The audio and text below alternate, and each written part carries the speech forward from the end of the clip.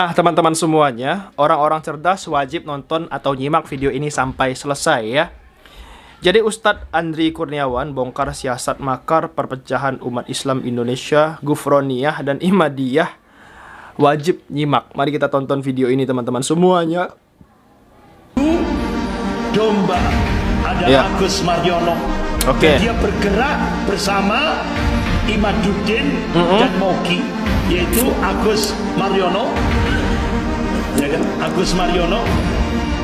Kemudian yang kedua yaitu Imaduddin dan Imaduddin bin Moki. Sam'un, ya, Akhirnya ya. dia digerakkan, ini gerombolan Pak agentnya. Jadi mereka inilah digerakkan untuk adu domba sesama umat Islam. Betul. Bapak Ibu yang dimuliakan Allah, dulu sudah pernah saya sampaikan di Masjid Ki Ageng Kripik. Ketika saya diundang di Jakarta, Ya. di dalam saya bertemu dengan yaitu mantan Kasat, yaitu Bapak Jenderal Purnawirawan Tiasno Sudarto. Kemudian mantan Danjen Kopassus, yaitu Bapak Jenderal Purnawirawan Sunarko. Kemudian Bapak Jenderal Purnawirawan Soeharto, mantan Komandan Marinir. Dan beberapa jenderal-jenderal Angkatan Darat. Ya. Termasuk juga Bapak Kolonel Purnawirawan siapa itu yang di Jawa Barat itu, yang Sugeng Waras itu berada di sebelah kanan saya. Jadi waktu itu saya diberi info, Ustadz, sekarang di Indonesia sudah terjadi 3 perang sekaligus. Apa? Yang pertama perang asimetris, yang tadi sudah saya sampaikan. Tadi sudah saya sampaikan tahap-tahapnya mulai 2024-2029 sudah saya sampaikan. Kemudian yang kedua perang proxy war, Iya. artinya boneka, lewat pengkhianat bangsa. Imperialisme Cina ini mencengkeram Indonesia. Jadi ternyata di Indonesia pengkhianatnya lebih banyak daripada penyelamatnya. Betul. Yang ketiga perang Neo-Cortex war, perang narasi. Tujuannya untuk melemahkan umat Islam. Siapa yang dijadikan garda terdepan? Kalau dulu Panji Gumilang, Pondok Pesantren Az-Zaitun, Iya. ya, tiba-tiba sekarang sudah bebas. Dari kapan sidangnya? Iya, benar banget. Tiba-tiba sudah bebas. Betul banget. Itu dia dijadikan garda terdepan untuk perang Neo-Cortex war. Kemudian pada saat Panji Gumilang masih ngilang, itu yang dijadikan garda terdepan untuk perang Neo-Cortex war, perang narasi itu Gufron.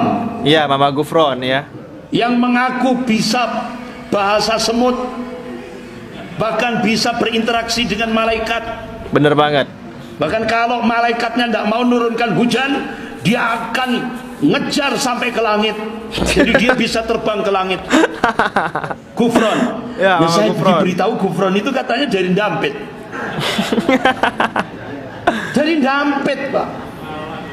Jadi di backup oleh media. Di backup oleh media. Jadi Bener.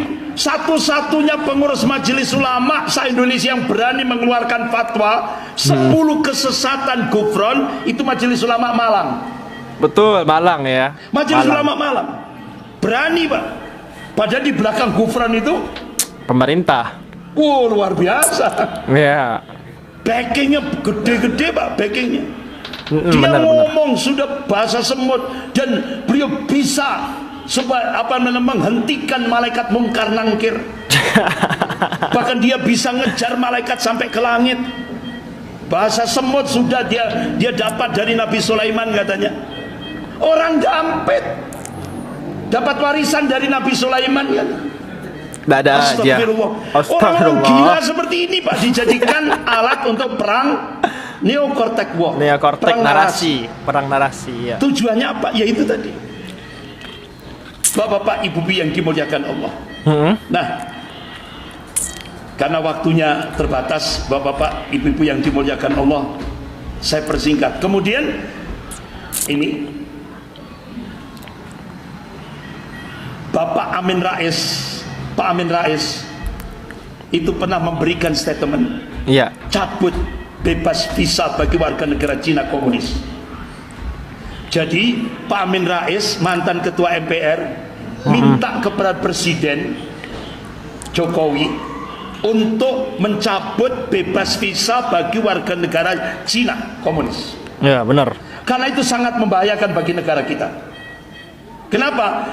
Karena Cina itu punya konsep Lebensraum, artinya dia ekspansi untuk Berekspansi. mencakup Indonesia, artinya mencengkeram Indonesia, mengambil Indonesia secara bertahap. Sedikit demi sedikit. Itu strategi Lebensraum yang dikabarkan oleh Pak Amin Rais. Nah, Bapak-bapak, ternyata benar. Ternyata ada sebuah data Partai Komunis Cina melakukan kongres di Beijing tahun 1986. Apa isinya? Ternyata hasilnya ada 3 hambatan Cina untuk melakukan penetrasi ke Indonesia.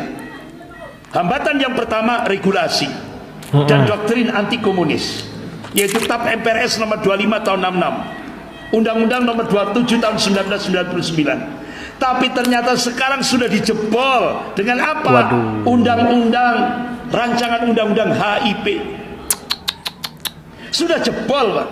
Oleh pengkhianat-pengkhianat bangsa yang sudah duduk di DPR MPR. Oleh karena itu Profesor Salim Said, Guru Besar Ilmu Politik dan Militer di Universitas Indonesia, beliau dosennya Angkatan Darat. Beliau menyampaikan dalam video, beliau sudah meninggalkan. Beliau dalam video klipnya, video pendeknya, kader-kader komunis di Indonesia ini sudah banyak yang jadi bupati, wali kota, gubernur, staf menteri. Bahkan kader-kader komunis ada 200 lebih itu duduk di DPR RI. Bahkan tokoh Gerwani itu jadi ketua Komisi 9 DPR RI. Iya, benar banget. Bahkan sampai Profesor Salim Said menyatakan sekarang kader-kader komunis itu sudah melakukan balas dendam terhadap umat Islam dan ulamanya dengan menggunakan kekuasaan. Sudah terjadi? Sudah. Nah, akhirnya hambatan pertama dijebol dengan rancangan undang-undang HIP. Apa bahayanya, Pak? Yang pertama, rancangan undang-undang HIP itu mengadopsi manifesto PKI sebagai ideologi negara. Yang kedua, menurunkan derajat Pancasila dari inti Undang-Undang Dasar 45 menjadi sekelas undang-undang biasa. Yang ketiga, memeras Pancasila jadi Trisila dan Ekasila. Yang keempat, mengganti ketuhanan yang Maha Esa jadi ketuhanan yang berkebudayaan, dari tauhid jadi syirik. Yang kelima, mengkelangkan Pancasila dalam tafsir tunggal rezim rasa PKI. Nah, Bapak-bapak, Ibu-ibu yang dimuliakan Allah, ini jejak rekam jejaknya Neo PKI menuju rancangan undang-undang HIP. Pasca Mei 98 mereka sudah bergerak. Sosialisasi tahun 2012, 2013, 2014, 2016, akhirnya sampai puncaknya 2020. Sehingga muncul keputusan Presiden nomor 24 tahun 2016. Kita dikembalikan kepada Pancasila 1 Juni. Itu kan Pancasila DN Aidit. Ya. Itu disampaikan oleh Presiden Soekarno secara pribadi di depan BPUPKI. Pancasila versi pribadi Soekarno 1 Juni, di mana ketuhanan diletakkan di sila kelima. Jadi kita dikembalikan kepada Pancasila PKI. Akhirnya muncul peraturan Presiden nomor 7 tahun 2018 tentang HIP diganti dengan BPIP.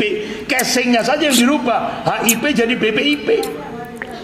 Kemudian muncul Undang-Undang nomor 11 tahun 2019 tentang sistem kehidupan berbangsa dan bernegara. Tidak lagi pakai ketuhanan yang Maha Esa, tapi iptek, sekuler, sekularisme. Akhirnya puncaknya sekarang segala sumber hukum di Indonesia bukan lagi Pancasila, tapi Presiden.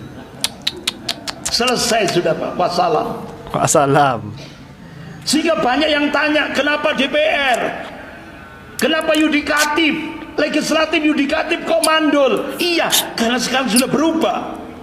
Segala sumber hukum. Nah, ini pernah tidak ditayangkan di koran? Enggak pernah lah. Pernah enggak diinfokan di koran? Enggak. Di media? Enggak pernah. Ini dirahasiakan. Betul, dirahasiakan. Intelijen yang bergerak. Sehingga legislatif mandul, yudikatif mandul. Mandul semua. Sehingga Mahkamah Konstitusi berubah jadi Mahkamah Kakak. Mahkamah Agung berubah jadi Mahkamah Adik. Sudah. Betul. Kerusakan tatanan hidup berbangsa dan bernegara. Bahkan pintu kedaulatan Indonesia dijebol dengan proyek Mikarta dan reklamasi. Hanyalah Pak Anies Baswedan. Tapi begitu Pak Anies Baswedan selesai jadi gubernur DKI, muncullah peraturan presiden nomor 60 tahun 2020. Akhirnya proyek Mikarta diganti dengan proyek Pantai Indah Kapuk 2, PIK 2, langsung dijadikan PSN, proyek strategis nasional. Akhirnya 20 triliun APBN, 20 triliun anggaran negara digunakan untuk membangun Pantai Indah Kapuk 2. Itu tujuannya, negara berada di dalam negara. Muncul keputusan presiden nomor 17 tahun 2022. Akhirnya pemerintah minta maaf pada PKI. Kemudian muncul instruksi presiden nomor 2 tahun 2023. Sehingga akhirnya keluarga-keluarga PKI dapat CSR. Sehingga 5.000 anak keturunan PKI dapat santunan dari negara lewat kesekretariatan negara. Ini Pak, muncul keputusan presiden nomor 4 tahun 2023.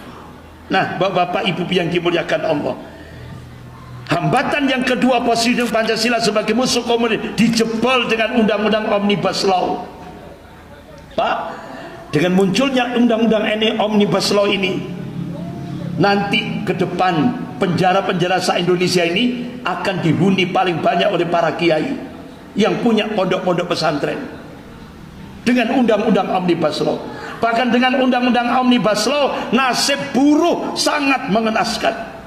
Bahkan dengan undang-undang Omnibus Law, yang memalsukan ijazah tidak boleh dipidana dengan undang-undang Omnibus Law. Jadi yang memalsukan ijazah tidak kena pidana, bebas dengan undang-undang Omnibus Law. Tidak. Bahkan yang ketiga, Bapak Ibu, sikap anti komunis umat Islam se-Indonesia dijebol dengan strategi divide et impera, adu domba. Ada Agus Mariono dan dia bergerak bersama Imaduddin dan Mogi, yaitu Agus Mariono, ya kan, Agus Mariono. Kemudian yang kedua yaitu Imaduddin dan Mogi. Akhirnya dia digerakkan, ini gerombolan Pak, agentnya. Jadi mereka inilah digerakkan untuk adu domba sesama umat Islam. Jadi kiai dibenturkan dengan habaib, ormas Islam dibenturkan. Ini agent Pak, untuk adu domba, tujuannya melemahkan umat Islam. Benar. Nah, Bapak Ibu yang dimuliakan Allah, mudah-mudahan apa yang saya sampaikan ini, bahkan sampai Buya Hamka ini Pak sebagai penutup, kita harus ulama-ulama dulu sudah memberikan statement. Buya Hamka, beliau memberikan penegasan keturunan Rasulullah SAW yang terbanyak itu berasal dari Hadramaut, Yaman. Semuanya adalah keturunan dari Alwi bin Ubaidillah bin Ahmad bin Isa Al-Muhajir. Kata Buya Hamka, Allah mayarham, Ahmad bin Isa inilah yang berpindah dari Basrah ke Hadramaut. Mereka selain dipanggilkan Tuan Sayyid, ada nama panggilannya Sayyid, mereka juga dipanggil Habib, itu di Jakarta, dipanggilkan Wan, ada juga dipanggilkan Wan, itu di Jakarta. Di Sarawak atau di Sabah disebut Tuanku. Kalau di Pariaman Sumatera Barat itu disebut Sidi. Gitu. Jadi ini penegasan Buya Hamka, dan ini saya ambil dari majalah Panji Masyarakat nomor 169 tanggal 15 Februari 1975. Ini datanya statement Buya Hamka. Nah oleh karena itu sekarang Pak, kita diadu domba oleh gengnya ini tadi. Betul banget. Jadi kita harus fokus Pak. Bahaya imperialisme Cina ini. Sehingga akhirnya coba kita lihat korupsi hilang semua dengan ini tadi. Masalah apalagi nasab. dengan para munafik ini ya kan. Hilang, beritanya hilang, sudah tertutup. Jadi korupsinya hilang semuanya, bahkan sampai Bapak kejahatan semuanya itu sudah dihilangkan. Pusat Data Nasional PDN, Pusat Data Nasional itu dia ditanya, Menkominfo ditanya, ini data penting negara kok nggak di backup? Ternyata apa tujuannya Pak? Dia pinjam hacker untuk menghapus kejahatan selama ini 10 tahun, kejahatan itu dihapus. Bener banget. Supaya nanti selesai turun aman. Makanya kita disuruh ikra, baca realitas kehidupan ini. Bapak-bapak, ibu yang dimuliakan Allah, insya Allah lanjut bulan depan. Jadi belum ada solusi ini, ya kan? Lanjut bulan depan, insya Allah kita lanjutkan bulan depan. Gerakan dakwah wal jihad ini harus kita gerakkan untuk menyelamatkan negara kesatuan Republik Indonesia ini. Sekian, kita akhiri dengan doa kafarat majelis. Subhanakallahumma wa bihamdik. Nah, luar biasa imperialis Cina ini ya kan. Mereka menggunakan agen-agen seperti Imaduddin dan komplotannya untuk mengadu domba umat Islam sehingga kasus-kasus korupsi, kasus-kasus yang lainnya itu hilang. Seperti itu teman-teman. Nauzubillah min zalik. Tapi ya biarkan saja ya, dunia ini cuma sementara teman-teman. Mereka juga akan mati ujung-ujungnya. Terima kasih. Assalamualaikum.